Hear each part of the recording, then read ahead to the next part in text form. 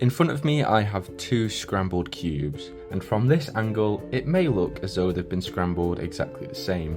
All of the pieces of each 3x3 are permuted in exactly the same way. If we look from this angle, we start to see where the pieces are different. If we take a look at the yellow-blue edge, the yellow is facing to the right and the blue is on top, and it's flipped over on the cube on the left.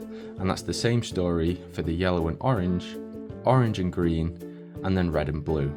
This may not seem overly significant to a beginner or an intermediate cuber, but this has a huge impact on how the cube is solved. On the cube on the left, we have all good edges, and what that means is every single edge on this cube is already oriented correctly. Theoretically speaking then, we can solve the 3x3 without using the F layer or the B layer at all until we finished F2L. On the other cube, however, because 4 of our edges are not oriented correctly, we're going to have to do at least one F or B move to fix them. And this is where edge orientation comes into play. I'm going to be solving both of these cubes, one without solved edges and one with solved edges, and we're going to see how they differ. In terms of permutation, they are exactly the same scramble, but with the edge orientation different, I want to see how much of an effect it actually has on the solve. So let's start with the cross on the cube with a few bad edges. So none of the bad edges affect white, so we should be able to solve the white cross without using any B or F moves. So we'll do a D prime, we'll do an R prime, and then we have our 2 white edges at the back. So we can do an L2 to put the red in, and then we can do a B2 here, and we don't affect any of the other edges. So there's the cross solved. This is going to be exactly the same cross for the cube with good edges. Of course, we can do a B2 without affecting edge orientation. So right now we're in exactly the same spot. In terms of permutation, we've done exactly the same moves, so all of the pieces are in exactly the right place. So let's look at the cube with bad edges. So in terms of F2L, it's looking a little bit tricky because we have 3 of our corners already solved. Now this is considered a bad edge because it's oriented incorrectly.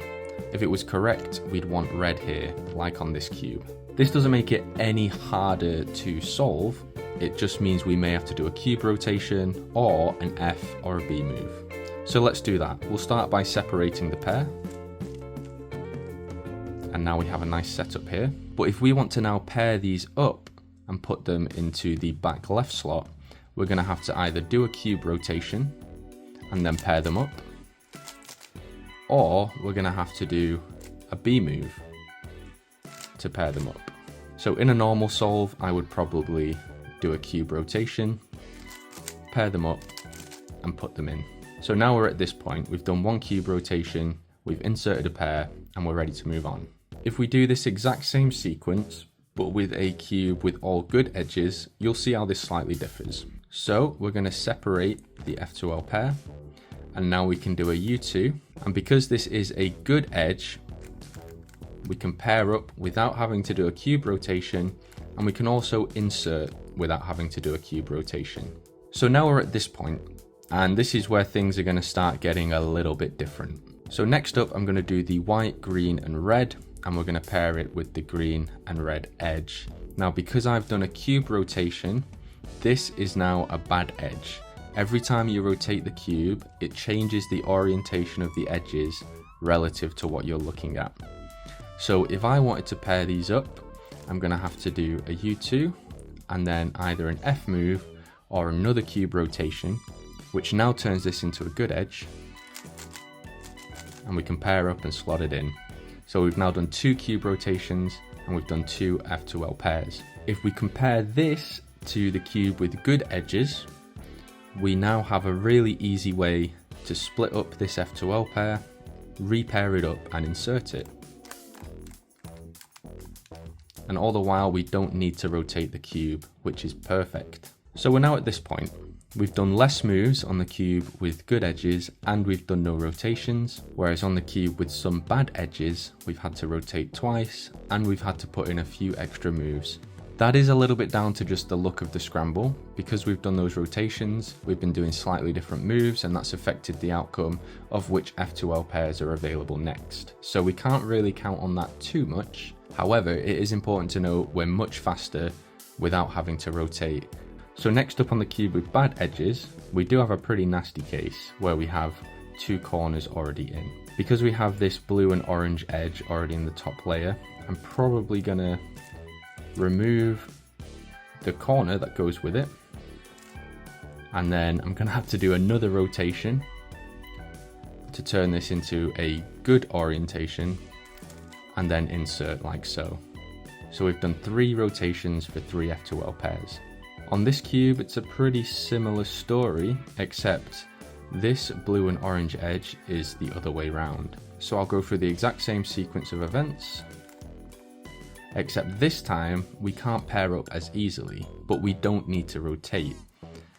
So I can repair them up and I can insert them without rotating. Now, this may not necessarily be faster than what we've just done on the other cube, but not having to rotate and only using R and U moves is a lot more efficient. So just one more F2L pair to go. We have the orange and green. So how are we going to solve this? So I'm going to take out the corner, and then I'm going to pair up the edges, and then I'm going to slot them in. So that was a good edge, meaning we didn't need to do any rotations for that. So only 3 cube rotations here. On the cube with good edges, it's going to be almost exactly the same process of pairing up and inserting. So that's F2L complete. On the cube with a few bad edges, we had to do 3 rotations in order to do 3 F2L pairs, and then we got lucky on the last one because it had a good orientation for the edge. On the cube with all good edges, we managed to solve F2L rotationless without turning the cube at all.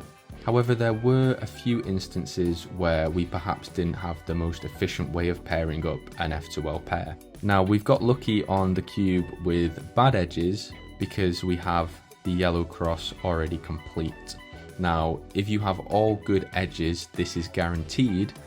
It's not always guaranteed if your edge orientation isn't complete.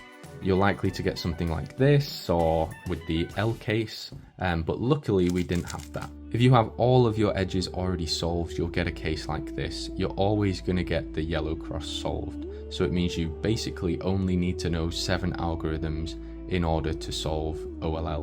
But what does all of this mean? Because at the end of the day, you're very unlikely to get a scramble where all of your edges are already oriented. So edge orientation is part of the ZZ method. The first thing you do when you start a solve is orient all of your edges. Now, there are so many really good tutorials on YouTube, and I'm nowhere near knowledgeable enough to start telling you how to do it. But I have just been experimenting with edge orientation and trying to start my solves by creating all good edges. And I find that once I've done that, my solves are so much more efficient. I love that I don't have to rotate, and it's just a really nice way to make your life easier later on in the solve. At the moment, it takes me about 20 seconds to figure out which edges are bad, and then it takes me a little bit longer to actually turn them into good edges. So it's not really an effective method for speed solving at the moment, but I'm hoping I can speed that up and start implementing it in my solves, because it is really fun to do. Here we have a cube with all good edges for white on the bottom, and what I'm going to do is a quick speed solve just to show you how quick and easy this can be. So let's go. Okay, first F2L pair done, looking for the next one. Done, done, done. Cross already solved on the top, and then what do we have here? A G perm. Done. It really is a great way to turn your F2L completely around until all of the pieces you need are in exactly the right orientation before you even start pairing them up. It's just such a huge time save, and I think once I'm able to identify good and bad edges and use algorithms to solve them really quickly, this is definitely going to be a massive time save for me. So yeah, that's kind of it really. I just really wanted to try it out, and the best way to learn something is to try and explain it yourself, because once you can do that, you already know it. I would definitely recommend giving this a go. I'll leave a couple of links in the description to really good tutorials for solving your edges, and try it out, because the freedom you have with rotationless F2L is just incredible. That's it from me, guys. Hope you've enjoyed. Have a great day. I'll see you next time.